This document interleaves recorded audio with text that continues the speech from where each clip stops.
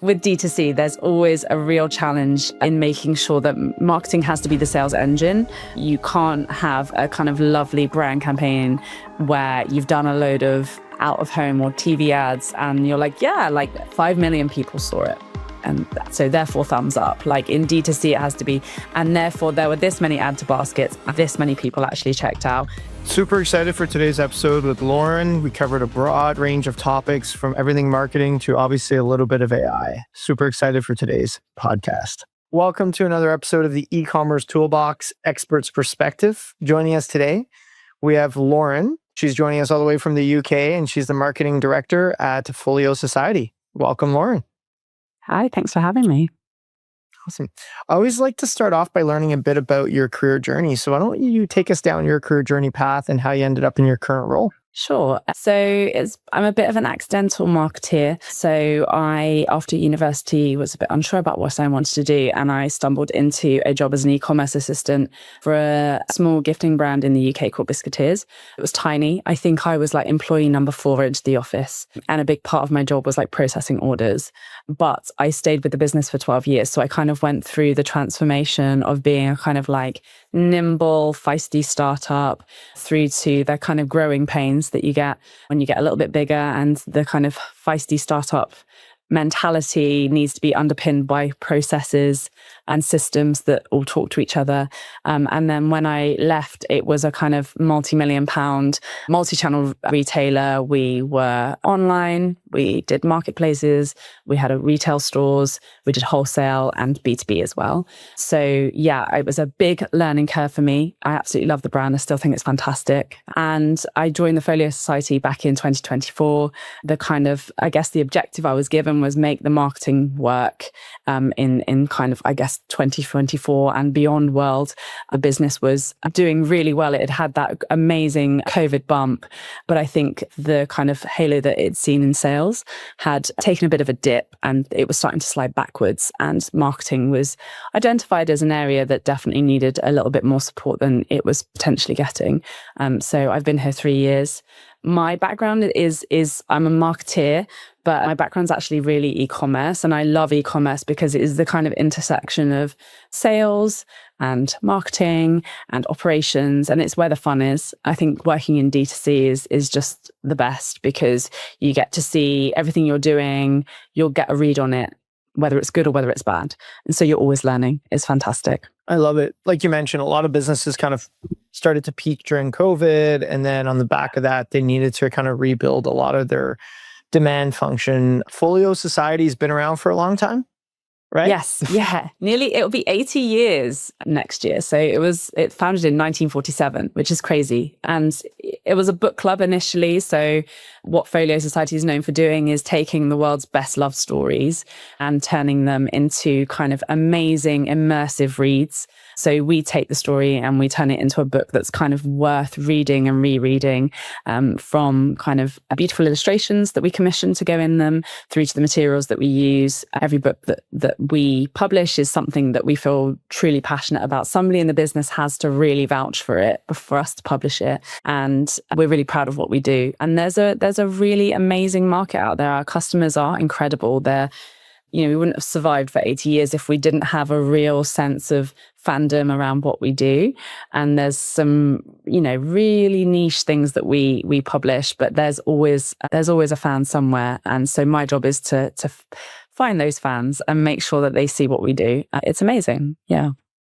Very cool. And obviously you joined the business on the back of COVID. So maybe talk to me a bit about like, how did that business change, like from a marketing standpoint? Pre to post COVID, like where did it shake out? Yeah. So I think the thing that was quite clear, I think, around Folio during the COVID period is that the business had undergone quite a big transformation in the prior years. So I think Folio's been around for 80 years, but it had kind of lost its way a little bit in the like early to mid 2000s. I think it was a bit unsure of like what model it should be. So originally it was a subscription-based business and it had kind of a membership that was, I guess, like falling. And the CEO, Joanna Reynolds, she's done an amazing job of effectively trying to navigate, how does Folio fit in in this world. So gone was the membership model. And I think there was still a slight feeling within the business potentially that actually, what it used to do was the right thing, and that this new world order perhaps wasn't quite right. But I think COVID had shown that there was clearly an interest in what Folio produces. And so I think what they needed was a sense of confidence to be brought into the marketing. And the big change that I kind of looked at was the way that we need to look at it. The operating problem of Folio from a marketing perspective is actually it's finding and creating a market for the books that we sell, because there are no competitors that do what Folio does.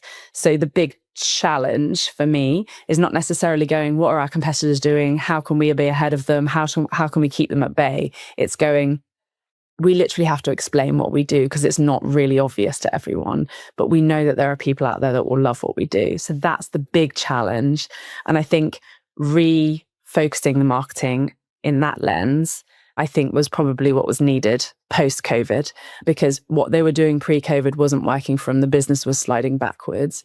So it had to shift in order to move forwards. Very interesting. And then kind of that starts to beg one of the age-old questions is how do you kind of balance brand versus direct attribution and all of that stuff? So how are you thinking a bit about like brand and building that kind of long-term engine as well? Because like you mentioned, it sounds like there's a heavy education component to what you're doing. Yeah, definitely. I think building brand is something that is not easy. Like I think it's personally, my background is e-commerce. I'm a performance marketer at heart. So when I first came into Folio, the most obvious kind of route in was for me to go, okay, well, look, give me a little bit of money. We'll test it out here. We'll see what works. And then we'll build on that.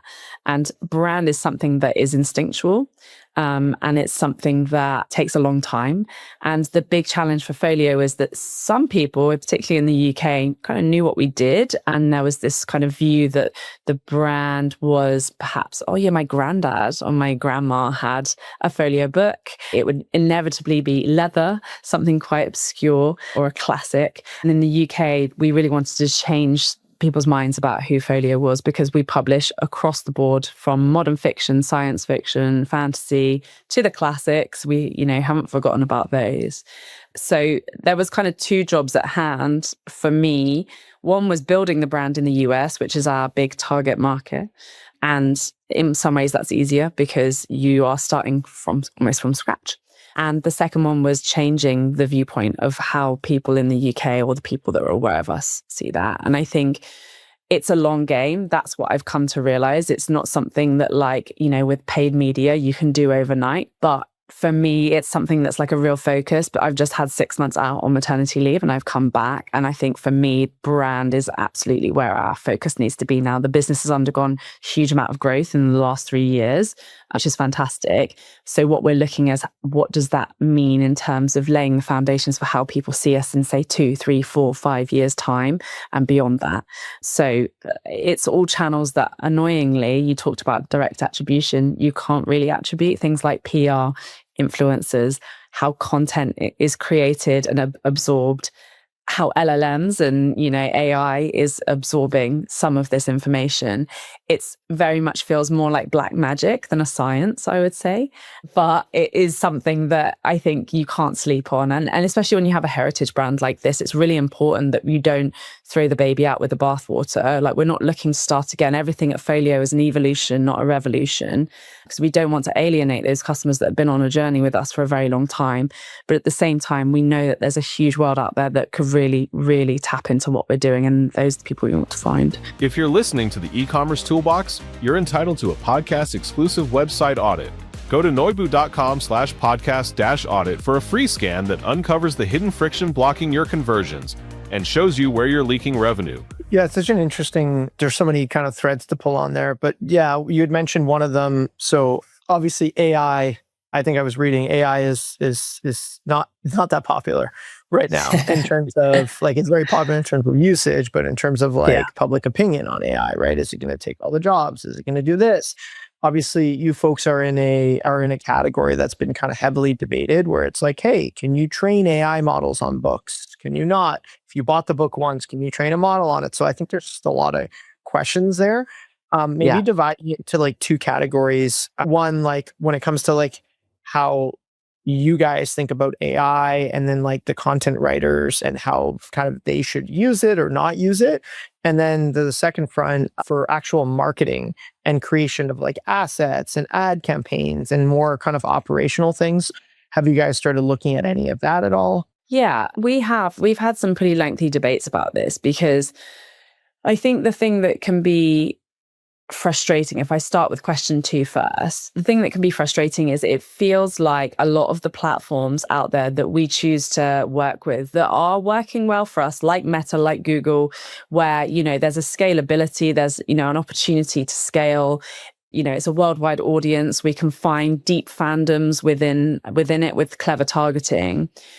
There seems to be a real race to adopt AI across almost everything. And I think some of the things that make me feel nervous is that I think at the moment there does feel like you've got this opportunity that you can opt out if you want to. So around content creation for assets, which, Meta, we find that our creators fatigue after 5 to 10 days if they have strong enough spend behind them. The pressure it puts on my creative team to then like keep responding to new creatives over and over again, it's really high. And so there is an argument to say, well, should we be adopting AI to fill in some of the gaps that, my creatives maybe are struggling to keep up with?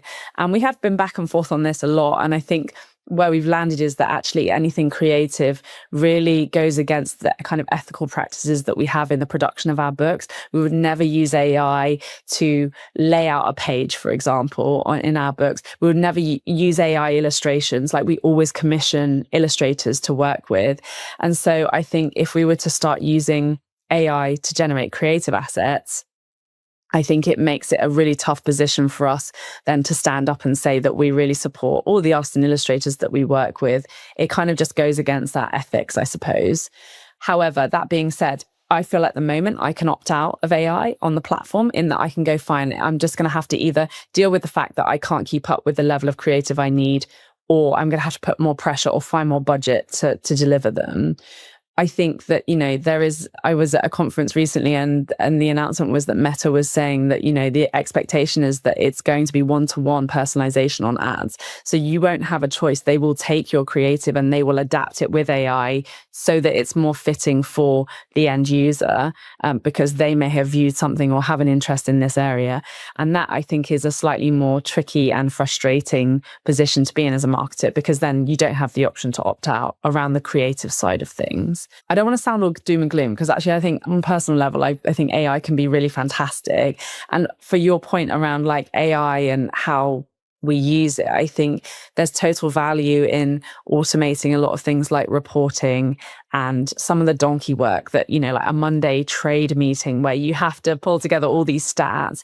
Actually, AI can be quite transformative there. And that's more where it's helping us, I think, is things like trying to work out demand planning and trying to work out the best route forward on, data analysis and that kind of stuff. So it's a tricky one. I think we're still working out from our perspective, like, how does AI fit in? And we don't want to get left behind, and you can see the value in some of what it does. But I think when it comes to how we present the brand, especially being a heritage brand, especially in the product that what we do, it's luxury, it's premium. Customers deserve premium creative that reflects the beauty of the books. And I think AI can do a good enough job, but I don't think it can do the best job. I still think there's a touch of humanity that's absolutely needed throughout that. And so for that reason, we're kind of, I guess, trying to steer clear of the creative side of things. Yeah, everything you're saying is resonating. Like, I think what I'm seeing in the market is it's still kind of clear when people try and outsource their creative work to AI, whether it's blog posts, asset creation, story creation. It all kind of just looks congruent. If that makes, it kind of looks the same. It's like different topics, but it kind of just looks the same. And it's very clearly AI generated. Now, on the other side, where we've seen a lot of value in AI is automating repetitive tasks. Example, Monday morning trading, reviewing customer complaints, things like that, grouping together themes from why people are abandoning their cart. Like, things like that seem to be very useful, because it's kind of like, it's repetitive tasks that have been done before. And like 90% of the time, there's a right answer. If that makes sense. Whereas in creative, not exactly like that by any means at all. So no, I think that's really consistent with what we've been hearing. As we look to move on, I'm curious, how are you balancing D2C initiatives with like brand initiatives? Anyone who's kind of going through maybe a similar evolution on the brand side, how have you been able to balance metrics in the interim? Sometimes those things feel like they're maybe growing in different directions. Yeah, it's an interesting one. I mean, I think when I came into the business, there was quite a clear commercial need to ensure like that the sales were there first and foremost. And from my perspective, when I came in, I kind of had a rough idea of like a bit of a 3-year plan in my head of what I would do. And year one absolutely had to be like fixing the commercials, making sure that we've got the right tech stack in place in order to be able to do CRM correctly, making sure that we've got robust commercial reporting to make sure that we can understand how our channels are performing, how our customer base is shifting, where the effort and reward needs to be balanced for all of those things. And that's really paid off now. And I think in terms of, with D2C, there's always a real challenge in making sure that marketing has to be the sales engine. You can't have a kind of lovely brand campaign where you've done a load of out of home or TV ads and you're like, yeah, like 5 million people saw it. And so therefore thumbs up. Like in D2C, it has to be, and therefore there were this many add to baskets, this many people actually checked out. Here's what they bought. Here's what they're likely to purchase next. And so everything I do has to be kind of commercially rigorous. And that's like something that I personally really believe in as well.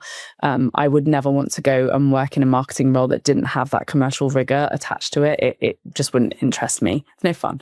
I think it's only now where the commercials are working well and the business is in strong growth mode where I feel confident enough to be able to say, we're going to take it is a bit of a punt on some more brand stuff. So we've started small initially, like we wanted to work in channels that we felt could show some element of return. So we isolated YouTube as a opportunity channel, and we've been doing some upper funnel brand awareness stuff there. So for us, we were isolating it in specific states, it's just US only.